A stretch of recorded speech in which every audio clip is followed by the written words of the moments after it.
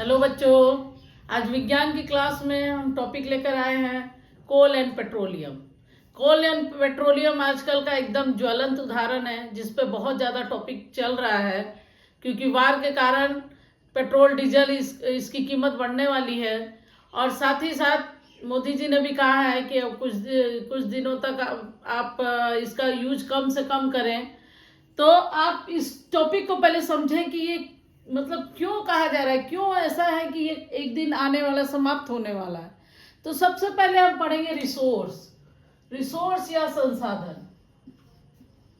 Resource या इसको कहते हैं संसाधन हिंदी में। ये ऐसी चीजें होती है जो हमें प्रकृति द्वारा या मानव निर्मित भी हो सकती है या प्रकृति द्वारा भी हमें मिल सकती है।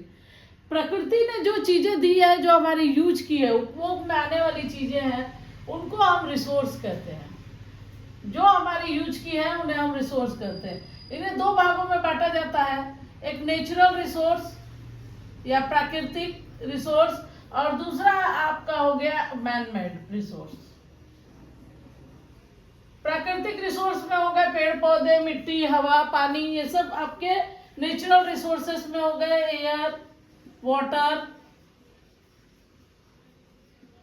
ट्रीज या प्लांट्स, इस तरह से आपके एनिमल्स, ये सब नेचुरल रिसोर्स में आ गए। मैन मेड में आपका हो गया होम, चेयर, टेबल, ये सब जो आपके घर है, घर बना हुआ है, होम हो गया आपका। ये क्या कहते हैं कि जो क्लॉथ्स वगैरह हो गए, ये सब आपके क्या हो गए, ये मैन मेड हो गए। तो प्लास्टिक हो गया, ये सब क्या हो गया आपका मैन मेड रिसोर्स हो गया, जिसकी हमें जरूरत है और हम उसका यूज करते हैं। तो दो भागों में हमने रिसोर्स को बांटा हुआ है, एक नेचुरल और एक मैन मेड।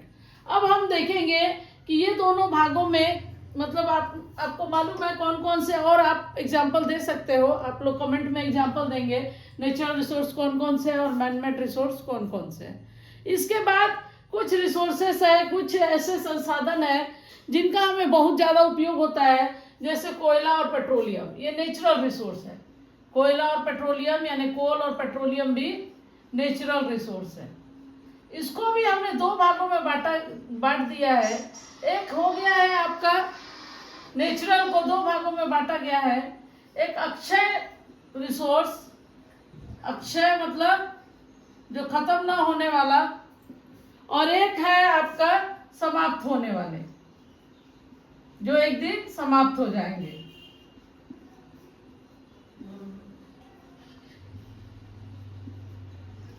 तो हमने दो भागों में इसको बांट दिया है। ये नेचुरल जो है उसमें से कुछ है जो एक ना एक दिन समाप्त हो जाएंगे, और जो कुछ जैसे हवा हो गया, आपका एयर हो गया, फिर आपका सनलाइट हो गया, ये आपका कभी खत्म नहीं होगा। और जो ये क्या कहते हैं, जो ये समाप्त होने वाले, इसमें कोल, पेट्रोलियम, ये सब आ जाता है, गैस, कोल, पेट्रोलियम, इस टाइप के जो मिनरल्स वगैरह है वो सब आ जाते हैं समाप्त होने वाले रिसोर्सेस में। तो इस तरह से हम इसको भाग को बांटते हैं। उसके बाद हम सबसे पहले पढ़ते हैं कोल के बारे में, कोयला। सबसे पहले हम पढ़ेंगे कोयला।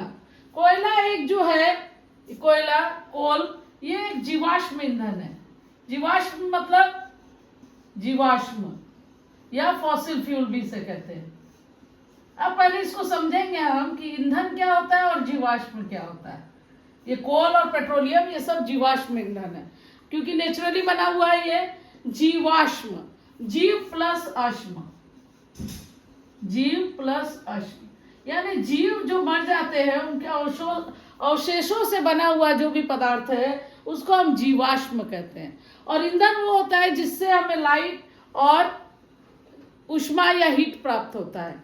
ईंधन वो होते हैं जिनसे हमें, जैसे लकड़ी, कोयला, ये सब से हमें ईंधन प्राप्त होते हैं, मतलब लाइट भी मिलता है और साथ ही ऊष्मा मिलती है यानी हीट मिलता है, तो उसको हम ईंधन कहते हैं। तो ये कोयला भी एक जीवाश्म ईंधन है।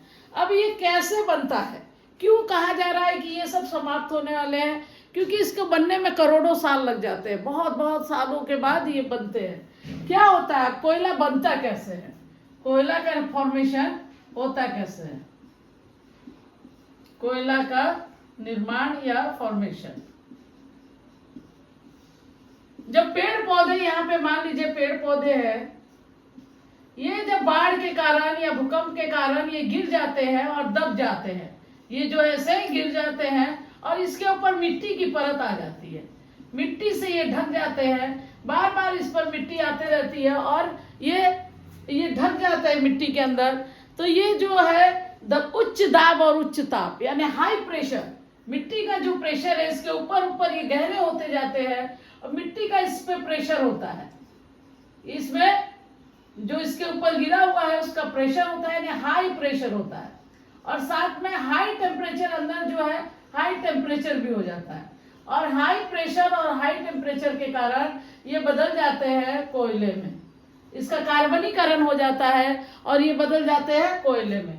तो इस तरह से इसको निर्माण होने में बहुत समय लगता है, कार्बन का और कार्बनीकरण होने में और कोयले का निर्माण होने में बहुत ज़्यादा समय लग जाता है। बहुत बहुत सालों के बाद ये ऐसे उच्च दाब और उच्च ताप पे जो जीव पेड़ पौधे हैं वो कोयला बन जाते हैं।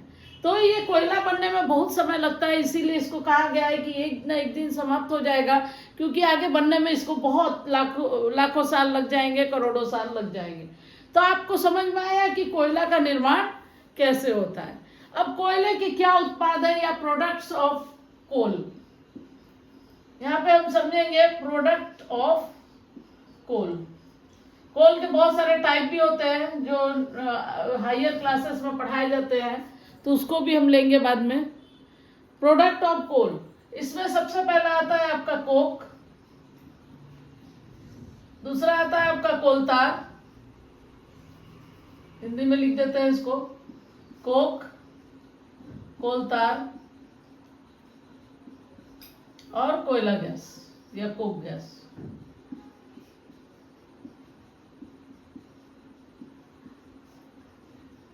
ये एक टाइप का ठोस पदार्थ, कोयला जो है ठोस काला रंग का पदार्थ होता है।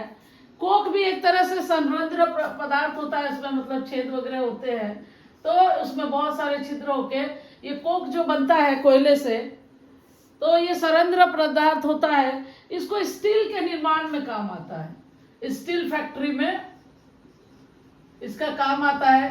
साथ ही साथ ये धातुओं के निष्कर्षण में यानी कि मेटल्स के निष्कर्षण में भी इसका काम आता है। मेटलर्जी में, मेटल के निष्कर्षण में इसका काम आता है।